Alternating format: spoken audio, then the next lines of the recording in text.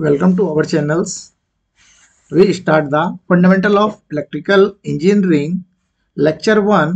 इस लेक्चर में हम लोग डिस्कस करने वाले हैं basic concept of active and passive elements, concept of linearity, unilateral element and bilateral element, voltage source and current source.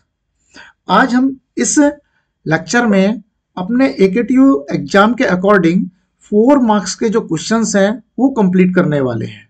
यहाँ से आपके पास 4 मार्क्स के क्वेश्चन आपके पेपर में पूछे जाते हैं। क्वेश्चन क्या हो सकते हैं, कैसे पूछे जाते हैं, वो हम डिस्कस कर लेते हैं। सबसे पहले आपसे क्वेश्चन पूछा जाता है कि what is the active elements और पैसिव एलिमेंट्स। दूसरा क्वेश्चन हो सकता है कि what is the linear element और non linear element, unilateral element and bilateral element, what is the voltage source and current source. यह आपसे पूछा जा सकता है कि define the following term active element, passive element, unilateral, bilateral, linear, non linear, voltage source, current source, what are the practical voltage source, what are the practical current source, ideal voltage source and ideal current source. तो चलिए अब हम lecture को start करते हैं। मैं लोकेंद्र कुमार। सबसे पहले जब हम सर्किट की बेसिक चीजों को देखते हैं तो हमारे पास जो टर्म्स यूज होती हैं that is the circuit and network. Circuit और नेटवर्क को अगर हम देखें तो दोनों में बेसिकली बहुत छोटा सा डिफरेंस है। क्या डिफरेंस है? अगर हम नेटवर्क को डिफाइन करते हैं तो a combination of various electric element like register, inductor, capacitor, voltage source, current source etc. in which they may or may not be closed path is called an electrical network. अब अगर हम circuit की बात करें तो circuit क्या होगा? Circuit होगा आपका a combination of various element, electrical element like resistor, inductor, capacitor, voltage source and current source in which there is a closed path is called electrical circuit. अब अगर दोनों में हम बेसिक डिफरेंस को देख पाए हो तो नेटवर्क कह रहा है कि नेटवर्क में जो पाथ बनेगा इन एलिमेंट्स का वो क्लोज पाथ हो भी सकता है और नहीं भी हो सकता है। लेकिन सर्किट के साथ कंडीशन क्या दिखाई उन्होंने कि ऑलवेज आपका जो पाथ होगा वो हमेशा क्लोज पाथ होगा। अब क्लोज पाथ होगा तो उसको हम कैसे शो करेंगे? ये कंडीशन क्या निकल के आई कि आपके पास हमेशा क्लोज पाथ होगा। अब क्लोज पाथ को अगर हम देखें तो अगर मैं इसको ड्रॉ करूं सर्किट को,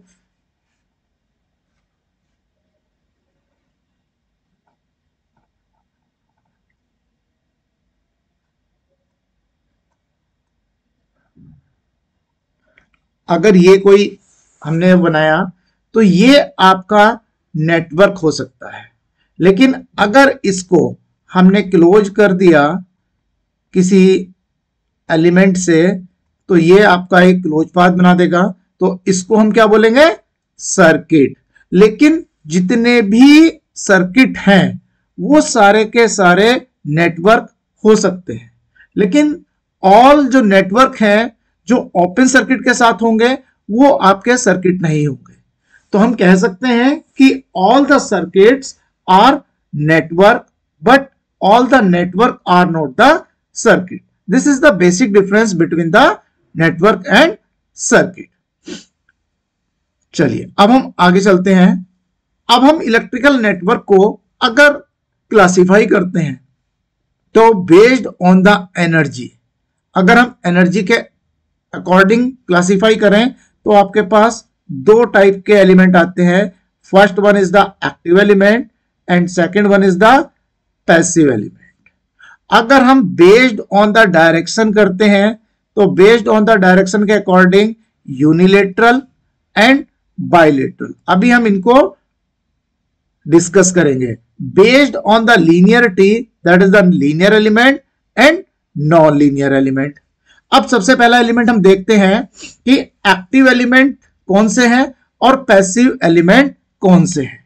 अगर आपसे पूछा जाए कि डिफाइन कीजिए एक्टिव एलिमेंट की, तो आपको एक सिंपल सी डेफिनेशन लिखनी है, an element which can supply और delivered energy is called active element.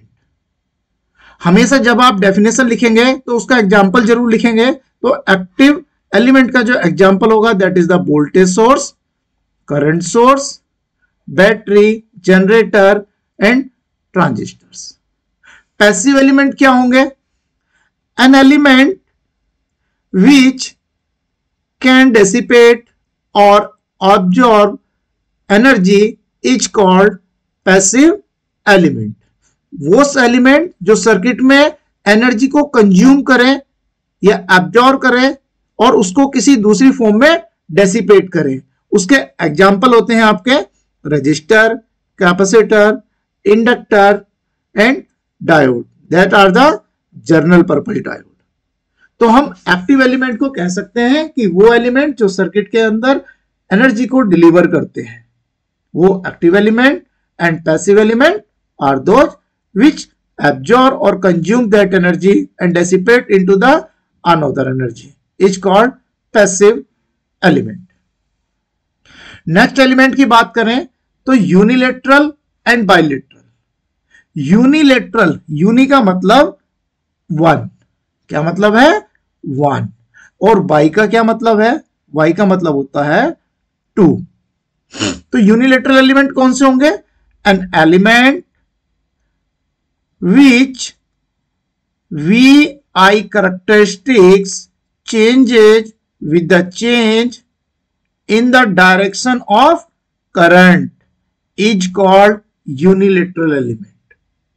वो एलिमेंट जिनकी VI कैरेक्टरिस्टिक्स करंट की डायरेक्शन चेंज होने पर चेंज हो जाए, वो आपके कहलाते हैं यूनिलेटरल एलिमेंट। और उसका एग्जाम्पल है आपका डायोड।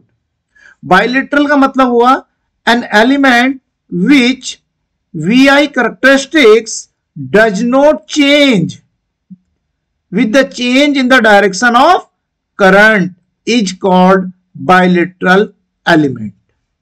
इसके एग्जाम्पल्स हैं आपके रजिस्टर्स, कैपेसिटर और इंडक्टर।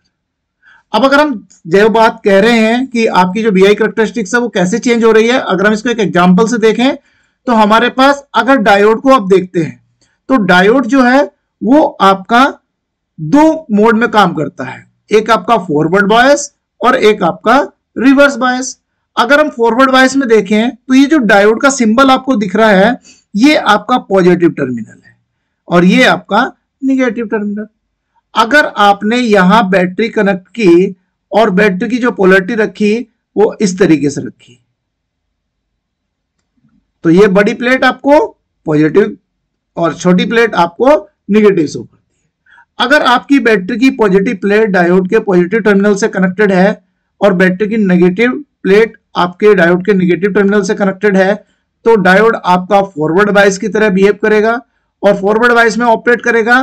तो ये वेरी लो रेजिस्टेंस या इंपीडेंस आपका ऑफर करेगा। तो अगर आपका इंपीडेंस बहुत कम होगा या हम कहें आइडियल कंडीशन में ये आपका जीरो होगा, तो ये आपका शॉर्ट सर्किट की तरह बिहेव करेगा और यहां से एक करंट फ्लो करेगी जिसको हमने I1 बोला है। लेकिन अगर सेम चीज आपने क्या किया, बैटरी की डायरेक्शन को चेंज कर दिया। अब बैटरी का छोटा टर्मिनल आपका पॉजिटिव टर्मिनल से, बैटरी का जो टर्मिनल है वो आपका जो पॉजिटिव टर्मिनल था वो आपका निगेटिव प्लेट से कनेक्ट हुआ और यहां ये हमने क्या किया, छोटी प्लेट और ये आपकी बड़ी प्लेट लगा दी। अब देखिए क्या होगा, ये जो आपका कनेक्शन है ये रिवर्स हो गए। मीन जो आपकी बैटरी डायोड का पॉजिटिव टर्मिनल था वो बैटरी के निगेटिव टर्मिनल से कनेक्ट हुआ और जो निगेटिव टर्मिनल था वो पॉजिटिव से। अब आपका जो डायोड है वो रिवर्स बायस में ऑपरेट करेगा। रिवर्स बायस में जब ऑपरेट करेगा तो डायोड आपका वेरी हाई इंपीडेंस शो करेगा और ये एज ए बिहेव करेगा ओपन सर्किट। अगर ओपन सर्किट होगा तो यहां करंट की वैल्यू 0 हो जाएगी। दोनों कंडीशन में जो करंट फ्लो कर रही है I1 और I2 वो आपके इक्वल नहीं होगी, यानी कि आपके एलिमेंट का जो बिहेवियर है वो करंट की डायरेक्शन पे डिपेंड है। करंट की डायरेक्शन चेंज करने पर आपकी करंट जो है वो चेंज हो गई है। ठीक है, तो इस टाइप के जो एलिमेंट होते हैं वो आपके यूनिलेटरल है। अगर इसी की जगह अगर आप यहां रेजिस्टेंस को यूज करें, अगर रेजिस्टेंस यूज करेंगे तो क्या होगा, रेजिस्टेंस इस तरीके से ऑपरेट करेगा। अब हमने क्या किया, ये पॉजिटिव ये नेगेटिव और ये कनेक्ट किया। दूसरा सर्किट हमने लिया दिस, और यहां हमने क्या किया, बैटरी को रिवर्स कर दिया दिस। अब देखिए पॉजिटिव नेगेटिव नेगेटिव पॉजिटिव। अब यहां से आपकी करंट फ्लो करेगी जिसको आप I1 कह सकते हैं, और यहां से आपकी करंट फ्लो करेगी जिसको आप I2 कह सकते हैं। अगर रेजिस्टेंस आपका R हो तो दोनों ही केस में आपकी करंट जो होगी वो फ्लो करेगी। इसलिए हम रेजिस्टेंस को बाइलेटरल एलिमेंट की कैटेगरी में रखते हैं। उम्मीद करते हैं आपको समझ में आ रहा होगा। देखिए ये आपका रेजिस्टेंस है, रेजिस्टेंस का दिखाया है, और करंट जो है वो आपका सेम फ्लो कर रहा है। मेन वोल्टेज को चेंज करने पे आपकी करंट क्या है, सेम। तो इसलिए दोनों ही कंडीशन में जो करंट है वो आपकी सेम फ्लो कर रही है। तो एलिमेंट के बिहेवियर में कोई भी चेंज नहीं आ रहा है। अगर बिहेवियर में कोई भी चेंज नहीं आ रहा है, या हम कहें कि VI कैरेक्टरिस्टिक चेंज नहीं हो रही है, तो उस एलिमेंट को हम बोलते हैं बाइलेटरल एलिमेंट। इसके बाद तीसरा एलिमेंट की कैटेगरी आती है आपके पास linear element and non linear element. Linear element को जानने के लिए हम सिंपल सा कह सकते हैं कि वो एलिमेंट जो आपके सुपरपोजिशन और होमोजेनिटी के प्रिंसिपल को फॉलो करें वो आपके लीनियर एलिमेंट होंगे। जब वो सुपरपोजिशन और होमोजेनिटी के प्रिंसिपल को फॉलो करेंगे तो वो लीनियर होंगे, और साथ में वो ओम्स लॉ को भी फॉलो करेंगे। इस टाइप के एलिमेंट जो होते हैं वो आपका register, inductor and capacitor. Non linear जो डज नॉट ओबे करें किसको, सुपरपोजिशन और होमोजेनिटी के प्रिंसिपल को, उनको हम बोलते हैं non linear element, like as diode, IC. ठीक है, ये सारे के सारे क्या है, नॉन लीनियर एलिमेंट है। तो लीनियर एलिमेंट को याद रखने के लिए आपको केवल दो वर्ड याद रखने हैं कि वो एलिमेंट जो आपके सुपरपोजिशन के प्रिंसिपल को फॉलो, सुपरपोजिशन और होमोजेनिटी के प्रिंसिपल को फॉलो करते हैं, नॉन लीनियर जो नहीं फॉलो करते हैं। चलिए, तो यहां से इन जो हमने 6 डेफिनेशन पढ़ी है, active element, passive element, unilateral, bilateral, linear and non linear, in 6 definition में कोई 2 डेफिनेशन आपके पेपर में जरूर पूछी जाती है। तो आप इन डेफिनेशंस को याद कर लें, और याद करने के बाद आपके 2 नंबर कंफर्म हो जाएंगे। इसके बाद हम देखते हैं हमारे टाइप ऑफ सोर्सेज। अगर हम टाइप ऑफ सोर्सेज को क्लासिफाई करें तो हमारे पास 2 टाइप के सोर्स आते हैं, that is the voltage source and current source. अब हम वोल्टेज सोर्स को अगर क्लासिफाई करें तो ideal voltage source and practical voltage source. Similar तरीके से हम बोलते हैं ideal current source and practical current source.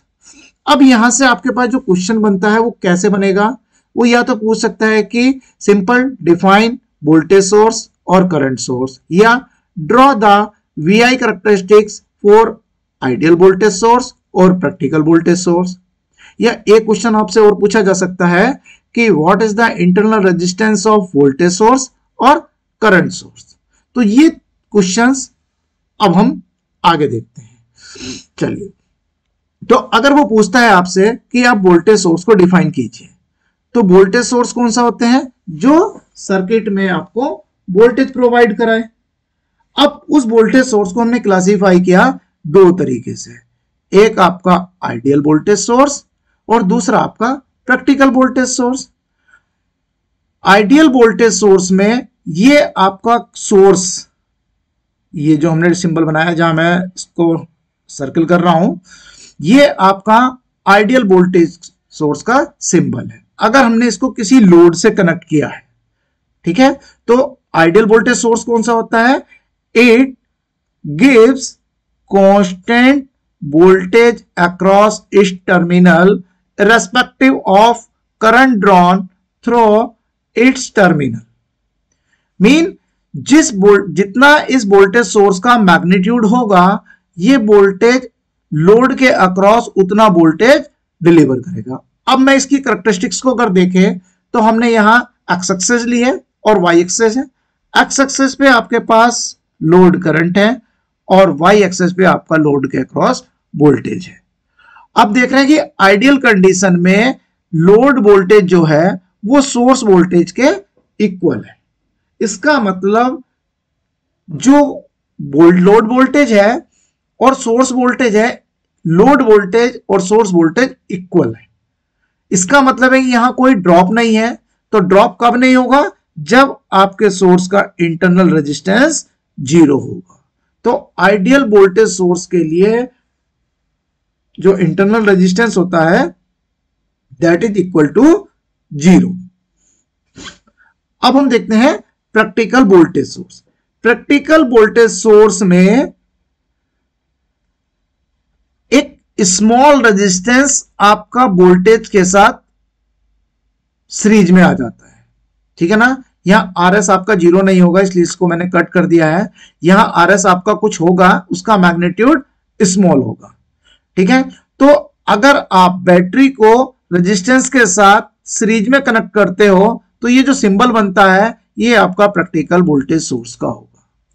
अगर लोड के अक्रॉस जो आपकी करंट है वो आपकी आईएल फ्लो कर रही है, ठीक है, तो हमने एक्स एक्सेस पे आईएल लिया है और वोल्टेज एक्सेस पे आपका वीएल लिया है। ये जो ग्रीन कैरेक्टरिस्टिक्स आपको शो हो रही है ये आपको ड्रॉपिंग कैरेक्टरिस्टिक्स हो रही है। क्यों? अगर हम वीएल की वैल्यू निकालते हैं तो VL इज इक्वल टू हो जाएगा VS minus I into RS। तो जैसे जैसे I की वैल्यू इंक्रीज होगी, I और IL आपकी सेम करंट होगी जो हमने यहां एक्सेस पे ली है, तो I या IL जैसे जैसे इंक्रीज करेंगी उसी मैनर में आपका VL का वैल्यू क्या होगा? वो डिक्रीज करेगा। इसलिए जो कैरेक्टरिस्टिक्स आपको शो की गई है वो आपकी ड्रॉपिंग कैरेक्टरिस्टिक्स है। इसके बाद हमारे पास है करंट सोर्स। करंट सोर्स कौन से होते हैं? करंट सोर्स वो होते हैं जो सर्किट में आपके करंट को प्रोवाइड कराते हैं। आइडियल का मतलब है, आइडियल करंट सोर्स मीन जितना इस सोर्स का मैग्नीट्यूड है सेम मैग्नीट्यूड आपके लोड, जो भी लोड आपने कनेक्ट किया है, अगर वहां डिलीवर हो रहा है विदाउट एनी लॉसेस, ठीक है ना, तो वो आपका आइडियल होगा। तो it is the source which give constant current at its terminal irrespective of voltage appearing across its terminal. अब अगर आप देखें तो हमने जो कैरेक्टरिस्टिक शो की है, एक्स एक्सिस पे आपका लोड वोल्टेज है और वाई एक्सेस पे आपके लोड करंट है। तो यहां जो हमने ये रेड कलर से लाइन शो हुई है, ये शो कर रही है कि वोल्टेज का मैग्नीट्यूड लोड के अक्रॉस कितना भी चेंज हो, जो लाइन करंट है या लोड करंट है वो आपके सोर्स करंट के इक्वल रहती है। ये कब होगी? जब करंट को दूसरा कोई पाथ नहीं मिलेगा फ्लो करने के लिए। वो कब नहीं मिलेगा? जब आपके सोर्स का जो मैग्नीट्यूड है, जो सोर्स है उसका जो मैग्नीट्यूड है वो कितना हो? इनफाइनाइट हो। तो यहां आप देख सकते हैं कि हमने लिखा हुआ है कि जो RSH है उसका जो वैल्यू होगी वो आपके इनफाइनाइट होगी। इसका मतलब आइडियल करंट सोर्स के लिए इंटरनल जो रेजिस्टेंस होगा सोर्स का that is equal to infinite होगा। अब हम बात करते हैं प्रैक्टिकल करंट सोर्स की। तो प्रैक्टिकल करंट सोर्स में आप देख रहे होंगे ये जो सिंबल आपको शो हो रहा है जिसमें आपका रेजिस्टेंस आपके पैरेलल में शो हो रहा है, ठीक है ना, तो वो रेजिस्टेंस आपका एक शंट रेजिस्टेंस है। तो जब हम करंट सोर्स के पैरेलल में एक शंट रेजिस्टेंस लगाते हैं तो ये जो कॉम्बिनेशन बनता है इसको हम बोलते हैं प्रैक्टिकल करंट सोर्स। अब प्रैक्टिकल करंट सोर्स इस रेजिस्टेंस की वैल्यू हाई होगी बट इनफाइनाइट नहीं होगी। जब यहां हाई होगी तो इसमें कुछ ना कुछ अमाउंट करंट का फ्लो करेगा जिसको हमने बोला ISH। अब अगर मैं यहां से देखूं तो IS is equal to ISH plus IL, और अगर हम यहां से IL की वैल्यू निकालते हैं तो this is IS minus ISH हो जाएगी। ISH की अगर हम वैल्यू निकालते हैं तो वो आएगी आपकी VL अपॉन RSH। अब अगर हम करेक्टरिस्टिक्स को देखें तो जो ग्रीन करेक्टरिस्टिक्स है वो आपको ड्रॉपिंग करेक्टरिस्टिक दिखा रही है। मीन जैसे जैसे VL की वैल्यू चेंज हो रही है IL की जो वैल्यू है वो डिक्रीज कर रही है। क्यों? क्योंकि IL जो है वो इक्वल टू है IS minus VS upon RS के। ठीक है, तो जैसे जैसे VL चेंज होगा ये मैग्नीट्यूड इंक्रीज करेगा और IS में से वो फैक्टर सब्ट्रैक्ट हो जाएगा तो IL की वैल्यू कम हो जाएगी। इसलिए हमने इसको ड्रॉपिंग करेक्टरिस्टिक्स के साथ ड्रॉ किया।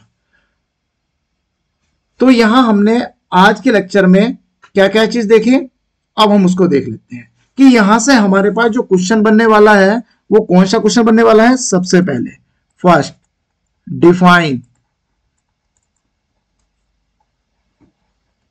following element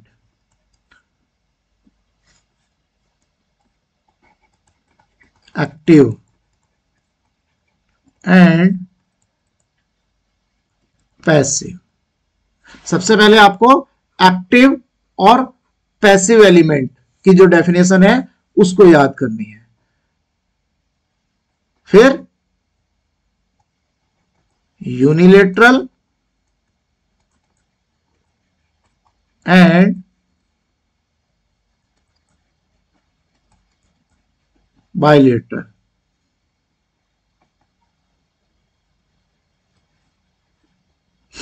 तीसरा आपका है लीनियर एंड नॉन लीनियर। इसके बाद ideal and practical voltage source.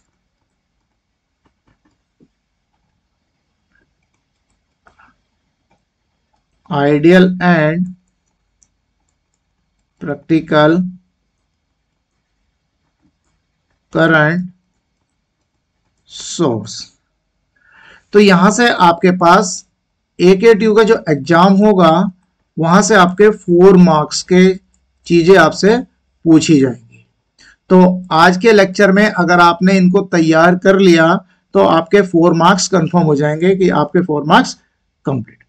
अगर आपको वीडियो पसंद आई है, ठीक है, तो आप हमारे चैनल को लाइक और सब्सक्राइब कर सकते हैं जिससे आपको आने वाली वीडियो का नोटिफिकेशन मिलता रहे और आप इलेक्ट्रिकल इंजीनियरिंग को पढ़ते रहे। Okay, thank you. मिलते हैं फिर से नेक्स्ट वीडियो में जिसमें हम मैश एनालिसिस के क्वेश्चन को डिस्कस करेंगे। Okay, thank you.